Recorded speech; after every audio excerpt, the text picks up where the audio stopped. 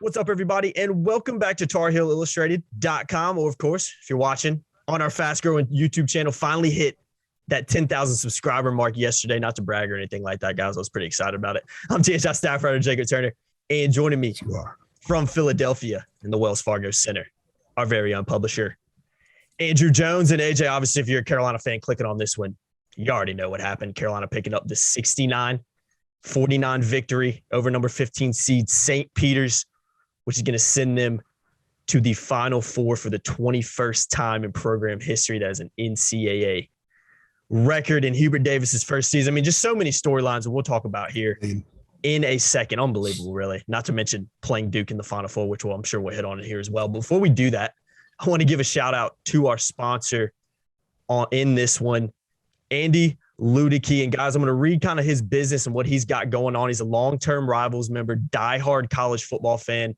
and franchise veteran. He's owned multiple franchises and businesses.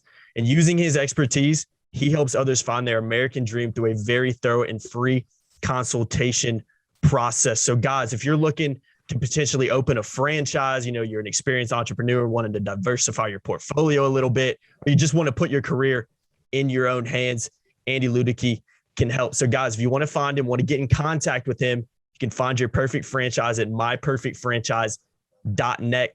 Again, contact Andy Leudecke. We'll put his email and his phone number in the description below. But guys, franchise opportunity with him, really awesome things that he does. And he's been able to really help some people out. And like I said, help diversify portfolios and set new career paths for individuals as well. So all that information will be in the description below. Go ahead, AJ. Yeah. And for the football fans out there, he's a Mac Brown fan because he's a Texas Longhorn. I love that. So he's a big Mac Brown guy. Every time I talk to him, we talk about Mac Brown. So, that's all he wants to talk about, right? That's good stuff. Yeah. Why not? I'm okay talking about it. Mac's good subject. Absolutely, man. And a lot worse things you can be talking about than Mac Brown. So guys, we'll have all that contact information in the description below. Again, Carolina 69-49 over St. Peter's. We'll hold off on the stats for right now.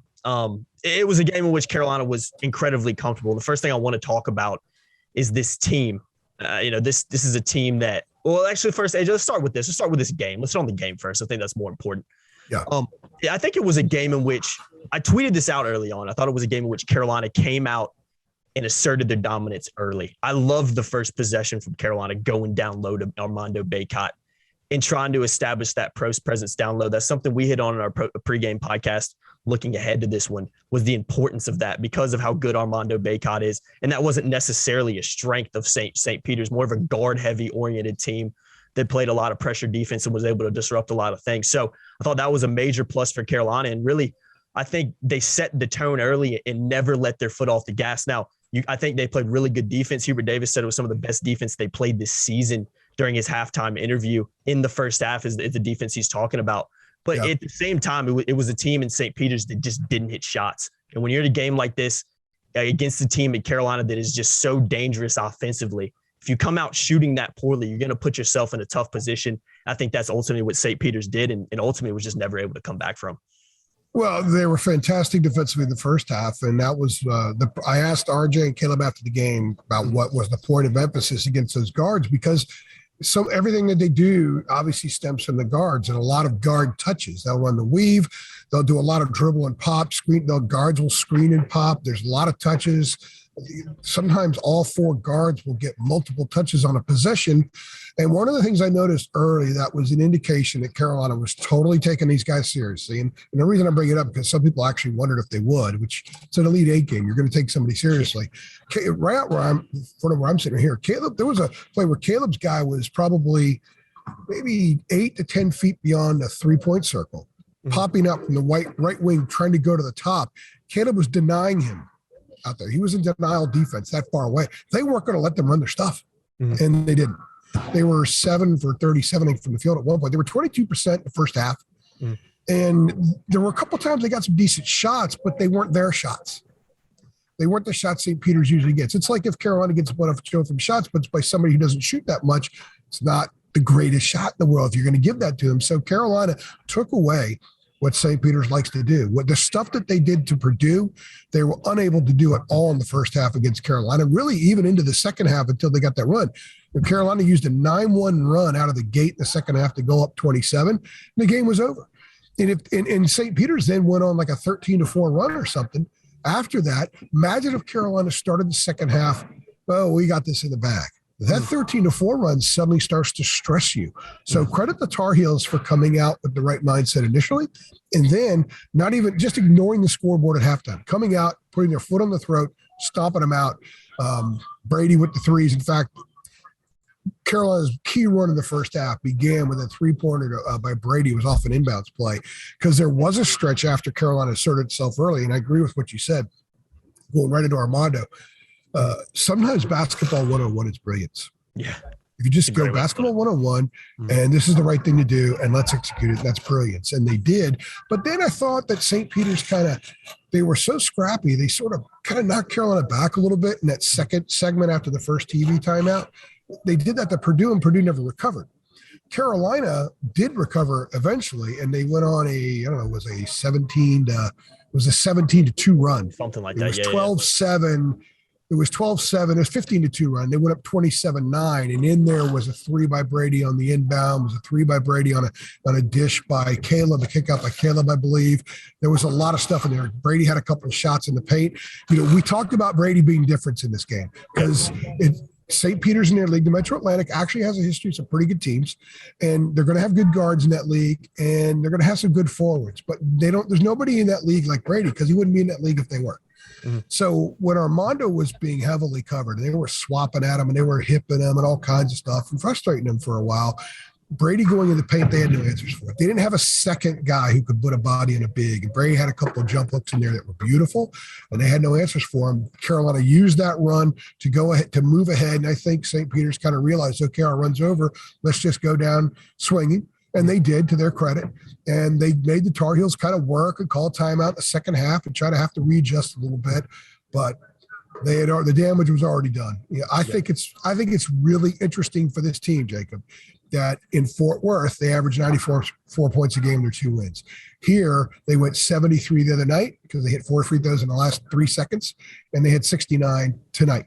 So this team has proven, as we've talked about, as they've loaded all kinds of crap onto that wagon over the last 6-7 weeks, that they can win any style. They can win slower games. They can win games where there's 9-10 passes on offense and on defense that they have to defend. They can win racehorse games. They can win all kinds of styles. They proved that here this weekend in Philadelphia, and they proved it tonight because that was a team that they played that came out ready to try to win a championship. They were mentally ready to win a championship, and so were the Tar Heels, and the Tar Heels got it done. Tremendous defense, tremendous brute and battling by Armando. I was stunned when I realized he's got 20 points because they were frustrating him at times. And then he ended up with the 22 rebounds, which ties the UNC record in the NCAA tournament. And, of course, Brady doing what he was doing. So a magnificent performance by this team, doing what it had to do to win and move on. And we're not going to talk about Duke tonight. We have all week long, along with the rest of the planet, to talk about that because it's going to be the biggest thing that's happened in college basketball maybe ever. Yeah, ever. Yeah, I think it's probably good. So that's your teaser to what's coming. Yeah, plenty of content will be coming this week.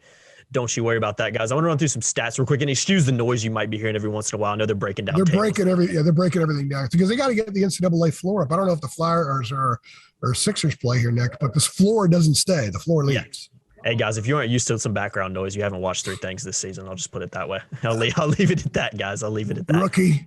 Yeah, I know, right? You're new to the channel, and we appreciate you being here, but you definitely aren't used to these. AJ, I want to dive in some stats real quick before we talk about the team. Armando Bacot led the way, 29th double-double of the season, 20 points, 22 boards. Actually, now, obviously not many of the top double-double leaders in the country still playing, if any. He's officially first in the nation with double-doubles this season at 29. Brady Manick, 19 points, 8 boards. Caleb Love, 14 points, 4 rebounds, 4 assists.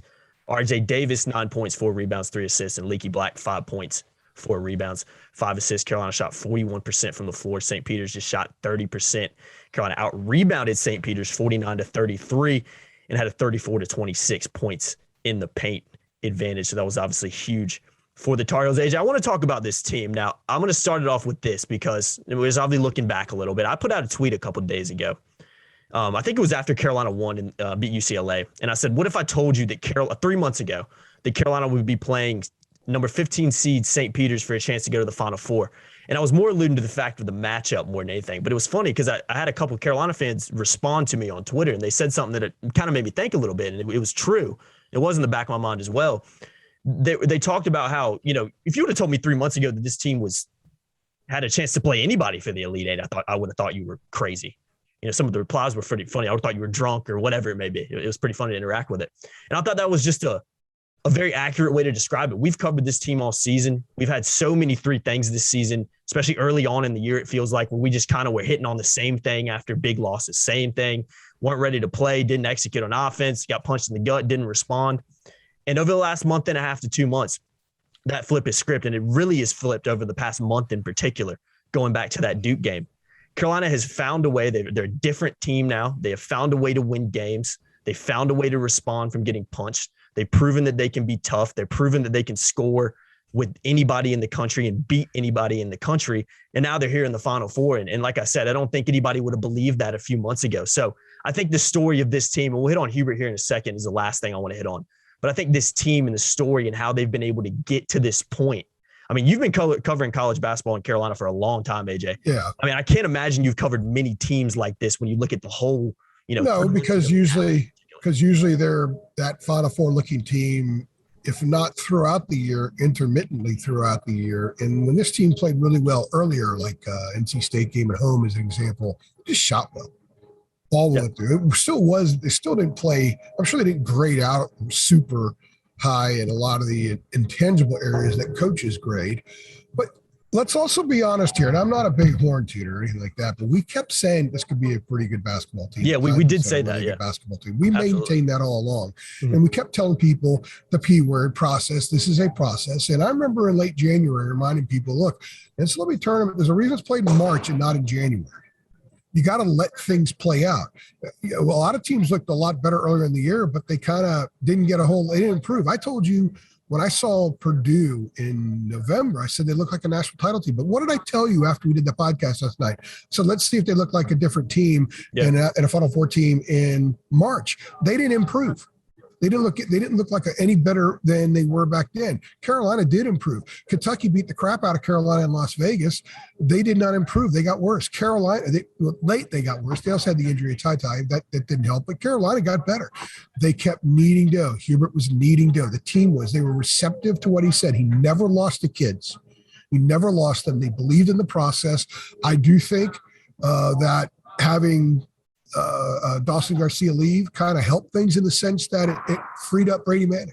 Yeah. It's like he broke free from the shackles, for lack of a better term, and could play without looking over his shoulder, and they could run stuff for him. He needed more cohesion with the other guys. We saw chemistry with Brady and Armando early this season, but it took a while. And after he was in the lineup playing 35 minutes a night before his chemistry with Caleb started hitting, that was next. Then we started seeing his cohesion with RJ. Then we started cohesion with Leudecke. Then collectively, he's the guy that they had put on the net around their neck tonight. It was Leudecke who was obvious, but the kids also said Brady, because that's what he means to them. I don't think that he meant that to them a couple of months ago. They needed to go through what they were going through to get to this point.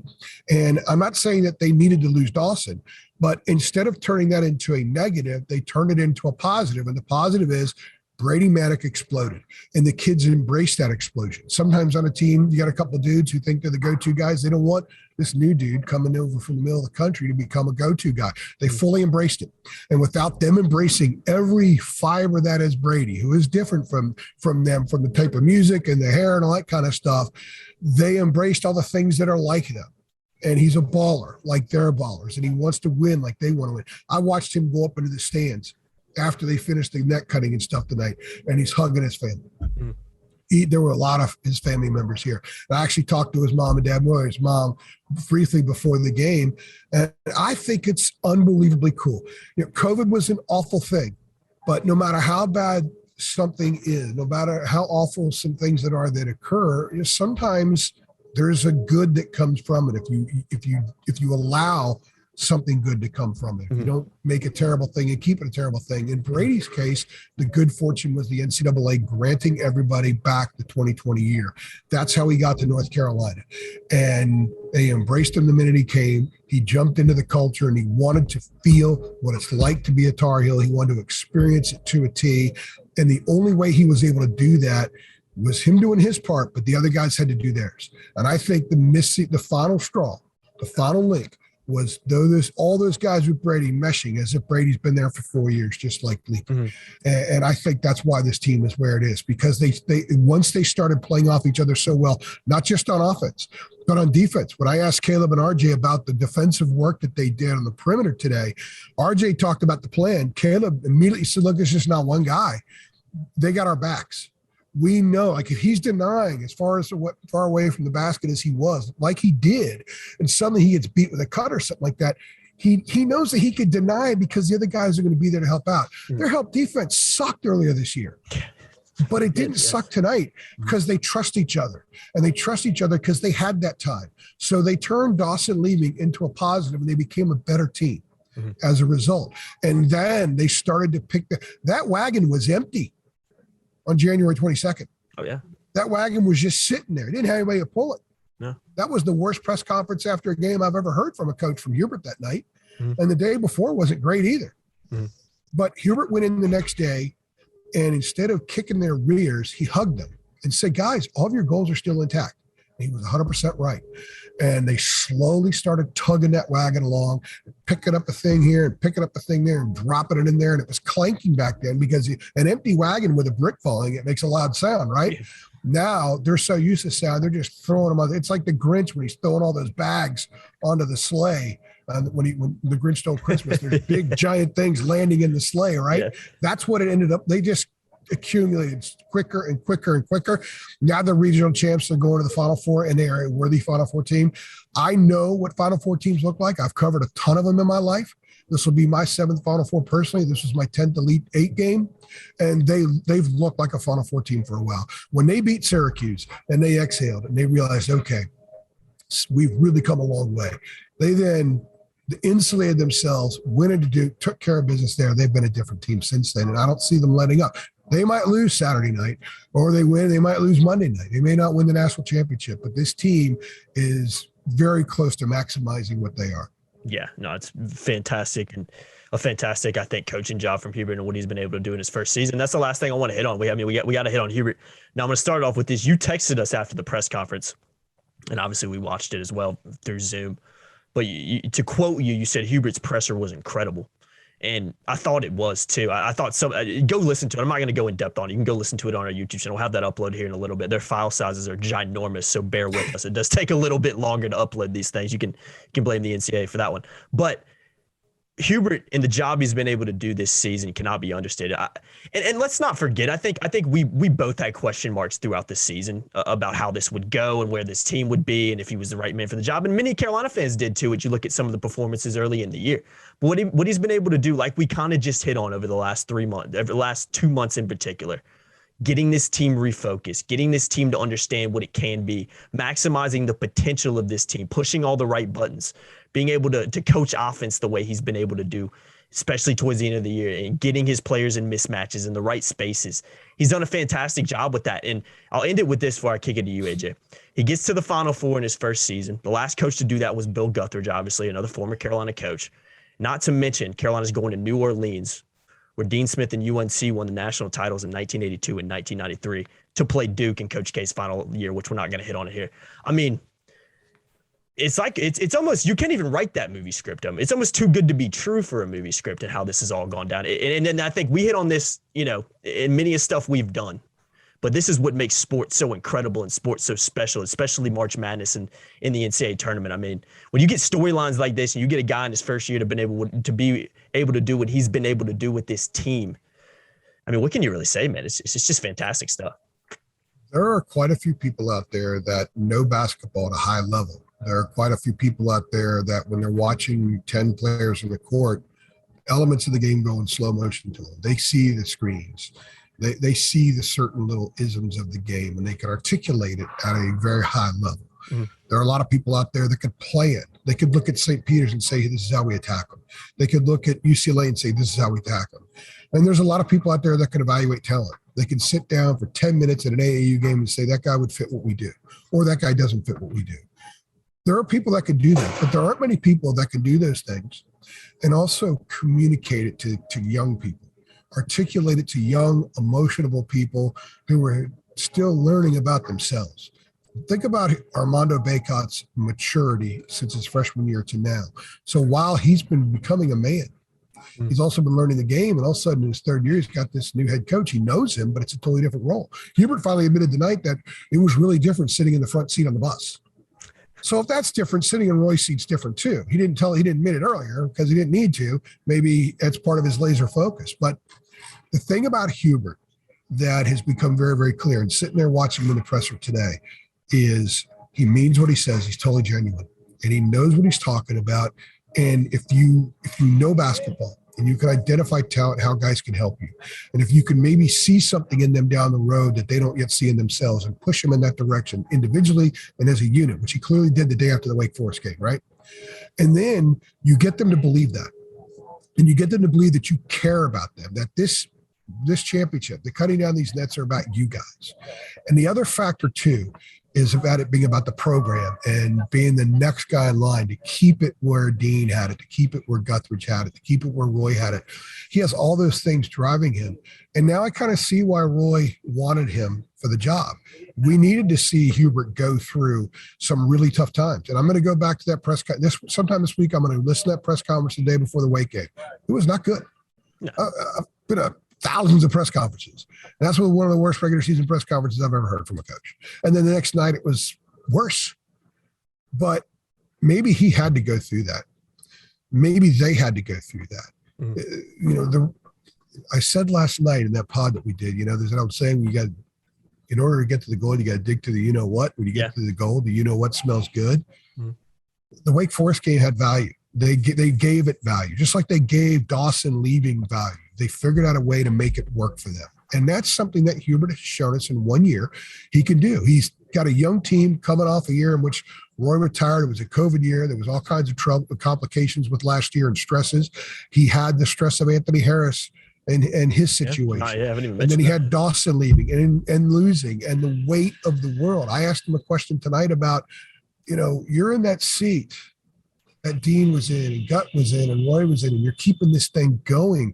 I'm sure there was a time, if he ever allowed himself, and he's human, it would certainly be normal if he did, to kind of wonder, my goodness, how am I going to keep this seat? It's not working right now, or it's a huge struggle. I've got a really steep climb in front of me, but he climbed it. Mm-hmm. And he looks down now, he recognizes everything. It's not that far away. Mm-hmm. Only a couple months ago that Carolina fans thought the world was ending. No Roy, no Hubert. They didn't get Wes. Oh my gosh, who else are they going to go? There's nobody left in the family. All those people have changed their tune. And one of the reasons is because this team is where it is and where they are because those kids believed in Hubert. Uh-huh. They believed when he came in and hugged them the day after the Wake Forest game, they believed him. They knew it was going to be a process. It wasn't going to happen overnight, but they believed him because he was genuine and honest with them. And they're here because of that. I don't mean to try to be too mushy or make too much of it, but there is no way on earth this team gets to where they are unless Hubert's driving the ship and he is constantly communicating with these kids the way that he kept telling them how good they could be. Mm-hmm. And he wasn't BSing them. And he didn't trash them. The only time was after the Wake Forest game when he said, Miami's more talented, Wake's more talented. Mm-hmm. Maybe that was the closest he will ever come to throwing his team under the bus. And I don't really think it was. We're just saying those other guys, that week, they were more talented. That week, Jake Laravia was more talented. That week, Isaiah Wong was more talented. But not today. Mm-hmm. And not in this tournament. And that's why this team is going to a Final Four. And by the way, they also won their 130th NCAA tournament game. They are now the all-time leader in that department as well. Yeah. You could argue this is the greatest program in college basketball history, especially with another coach. They're fifth, 1, 2, 3. So you got 46, 57, all of Dean's years. You got Guthridge, Roy, and now Hubert. So a lot of coaches have taken this program to the Final Four. They've been in the Final Four each of the last 9 decades now. So, and Hubert, Roy saw something. Yeah. Took a long time for other people to see. and credit Hubert for that and credit those kids because the synergy over there. I had the pleasure of sitting behind the bench both times this weekend and also once in Fort Worth. And I know what Final Four teams look like, and they have looked like this for a while. And they absolutely are a worthy team going to New Orleans. Yeah. And Hubert Davis is reason number one. He won't tell you that, but he is. Definitely. No, yeah, he definitely won't give any credit to himself in that respect. And guys, if you want to see the press conference, all the interviews from that, we have some videos as well of the celebrations out on our YouTube channel. Hubert Davis, cutting down the nets. I know AJ's posted a ton of videos on our Twitter as well, at Hill Illustrated. So if you guys want to see all that, keep it locked to TarHeelIllustrated.com. AJ, we could probably sit here and talk for another hour, but I know you got about a million things. I got a lot of writing to do and get home tomorrow. Yeah, and then turn around and leave right away again.